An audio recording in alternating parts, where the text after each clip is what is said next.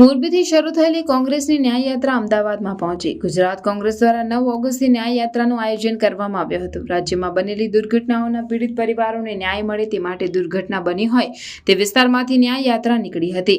ન્યાય યાત્રા આજે અમદાવાદ શહેરમાં પ્રવેશી છે। મહત્વનું છે કે ન્યાય યાત્રામાં એક પણ રાષ્ટ્રીય નેતા જોડાયા નથી। ન્યાય યાત્રાનું અગાઉ ગાંધીનગર ખાતે સમાપન થવાનું હતું, જે આવતીકાલે અમદાવાદમાં સમાપન થશે। ગુજરાત કોંગ્રેસના સેવા દળ દ્વારા મોરબીથી પીડિત પરિવારો માટે ન્યાય યાત્રા યોજવામાં આવી હતી। 9 ઓગસ્ટે શરૂ થયેલી ન્યાય યાત્રા આજે અમદાવાદ શહેરમાં પહોંચી છે। સરખેજ ખાતેથી શહેર પ્રમુખ હિંમતસિંહ પટેલ સહિતના નેતાઓએ ન્યાય યાત્રાનું સ્વાગત કર્યું હતું। ન્યાય યાત્રા કોંગ્રેસ ઓફિસ પહોંચશે, ત્યાંથી ગાંધી આશ્રમ ગાંધીની પ્રતિમાને પુષ્પાંજલિ કરી આગળની તરફ વધશે।